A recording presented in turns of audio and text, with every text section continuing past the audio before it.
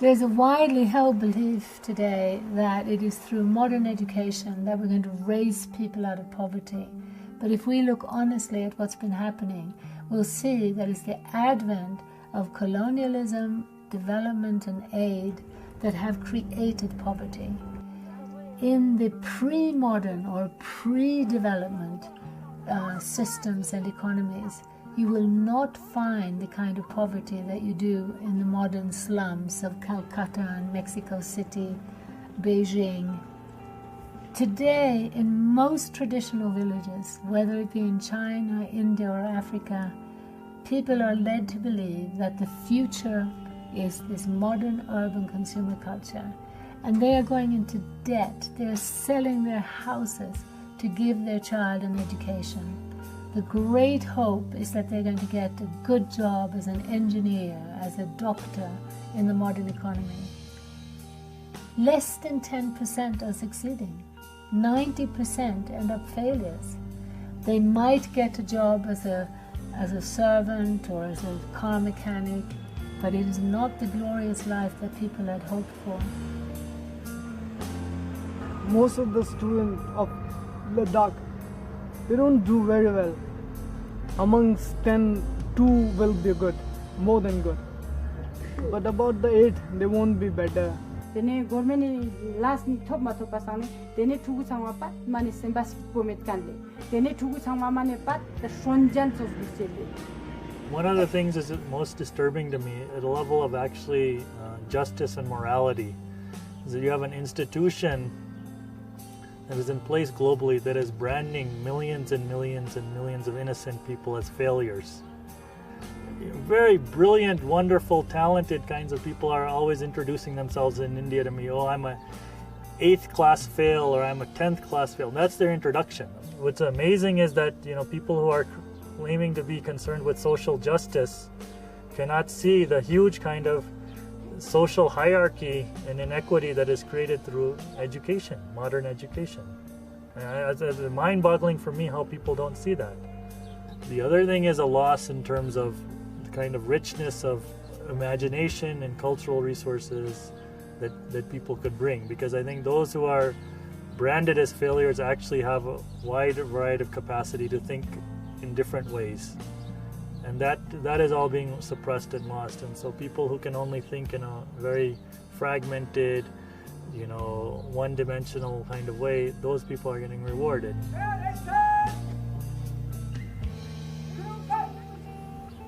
Anybody who claims to be concerned with social justice need to have a serious conversation around that.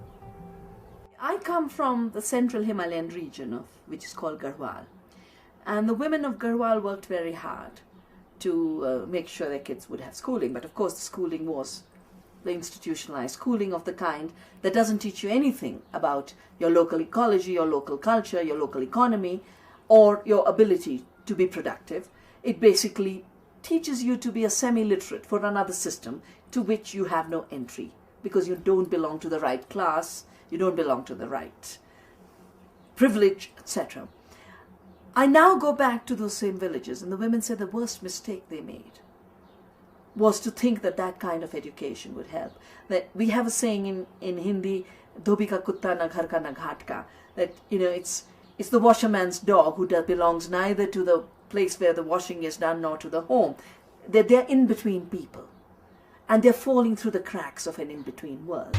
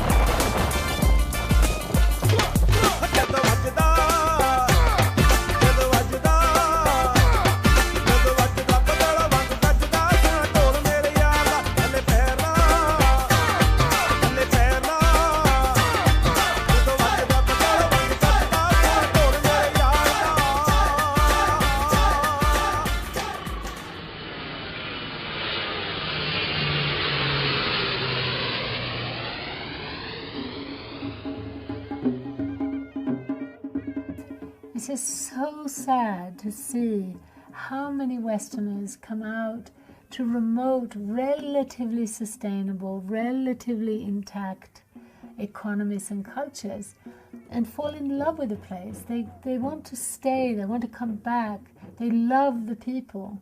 They find the people incredibly happy, incredibly kind, incredibly helpful. And then they want to help, develop, bring in Western schooling to improve the lives of these people. Well, my name is Heidi. I come from Germany, from the southern part, that's Bavaria. And as I live in Bavaria, I'm keen on mountaineering, and that was the reason why, of course, I wanted to go to the Himalayas. And as I was a teacher, I was teaching English, German, ethics, that's a kind of religion. I was interested in schools, and so I happened to meet Lambden School here. 1, 2, 3, up. 1, 2, 3, up. 1, 2, 3, up. 1, 2, 3, up. And of course, I got so much from the people here, from their religious belief, from their mentality, the way of compassion, tolerance, that I thought, well, I must do something for this school.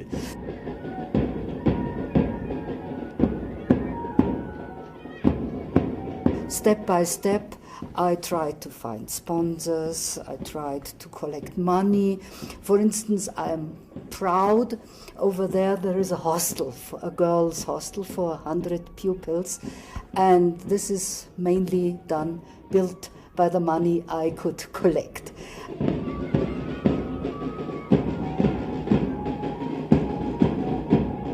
Here is a list of possible reasons why one uses a mirror. First, to check one's appearance. To check one's appearance. Do you do that? Yeah. Mirror for checking. And to look beautiful. To check appearance, yes? You check appearance. Check appearance, not only to see how you look, but also how you are dressed up, okay? Right? How you are dressed up. Also you look at, okay? Right. And then to look beautiful. How much important is it? Vanity. Beauty. Everybody cares for their looks, okay? Like everybody cares for the looks, you know, how you look, right? How you look. It's very important. Even if they stay here for 1 or 2 years, and sometimes they have to go back, forced by their parents to work in the fields, to look after younger children, they gain something for their life. Some go to military forces, then they are good tradesmen, they open shops and sell all those necklaces and sweaters and these things. Or they learn special jobs, and now mainly, as I know and as I hope, in computer techniques. So they go to India and have a good chance. So I think they have overcome real poverty here, and some people say, well, why don't you go to Congo or so? But I think they still need help. It's not only to throw them into the water and then let them swim. They need everything, from clothing to mental aid. For if we are to fit and train such children for the future, they cannot be left as they are. And in spite of himself, the native must be helped.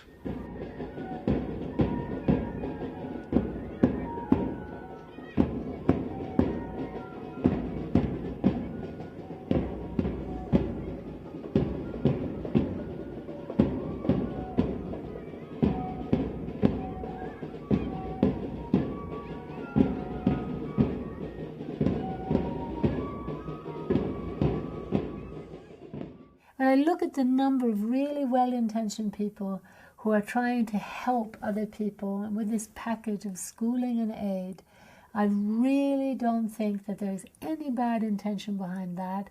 I think it's purely out of good-heartedness and a will to help other people. It's just that they don't connect the dots. They don't often stay long enough to really look at the overall impact